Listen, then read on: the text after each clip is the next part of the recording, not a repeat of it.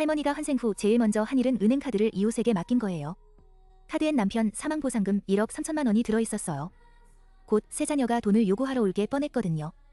전생에서 남편이 공사장 사고로 사망했을 때 1억 3천만 원을 받았습니다. 세 자녀의 속임수에 넘어가 보상금을 똑같이 나눠줬죠. 몇 년 후 할머니가 불치병에 걸렸을 때 세 자녀는 모두 사라졌어요. 한 명은 전화를 안 받고 한 명은 메시지를 무시했습니다. 막내는 아예 몰디브로 여행을 떠났죠. 결국 할머니는 치료비가 없어 한 맺힌 죽음을 맞았어요. 다시 태어나면 절대 저 배은망덕한 자식들을 돕지 않겠다고 맹세했습니다. 눈을 뜨니 보상금을 받던 그날로 돌아와 있었어요. 상황 파악도 전에 급한 노크 소리가 들렸습니다. 큰딸과 막내 아들이 보상금 소식을 듣고 달려온 거예요. 할머니는 서둘러 돈을 숨겼습니다. 문 밖의 두 사람은 눈에 욕심이 가득했어요. 남편이 죽었을 때 세 자녀를 데리고 공사장에 가려 했지만 창피하다며 거부했죠. 할머니가 고생해서 보상금을 받아오자 돈 나누러 달려왔습니다. 할머니는 아직 보상금을 못 받았다고 거짓말했어요. 받으면 공평하게 나눠주겠다고 약속했죠. 큰딸은 금방 믿고 며칠 후 다시 오겠다며 돌아갔어요.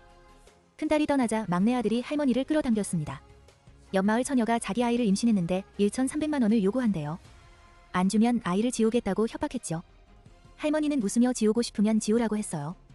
전생에서 아이를 지키려고 1,300만 원을 빌려줬지만 감사는커녕 욕만 먹었거든요. 보상금을 집에 두면 위험하니까 은행에 맡기기로 했습니다. 가는 길에 소매치기가 나타났어요. 그때 한 청년이 나타나 소매치기를 쫓아냈죠. 감사 인사도 전에 둘째 딸이 달려와 청년 팔을 잡았어요. 할머니는 그제야 떠올렸습니다. 저 청년이 둘째 딸이 집착하는 재벌 남자친구였어요. 둘째 딸은 할머니를 보고 놀라더니 모른다고 했습니다. 자신은 유학파 금수저인데 시골 할머니를 어떻게 아냐는 거죠.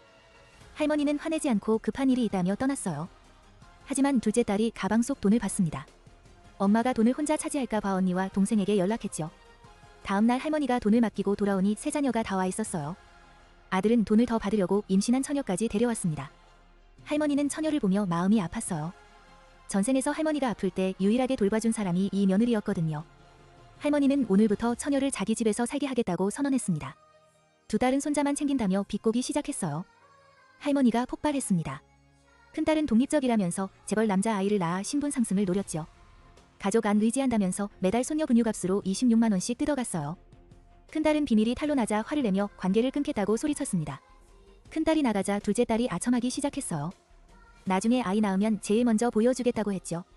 할머니는 냉소하며 금수저 며느리가 시골 할머니를 어떻게 인정하냐고 물었어요. 둘째 딸은 그날 일 때문에 화났다고 생각하며 변명했습니다. 나중에 꼭 남자친구를 소개시켜주겠다고 약속했죠. 할머니가 그럼 오늘 당장 만나자고 했어요. 그 순간 남자친구가 전화해서 집 앞에 도착했다고 말했습니다.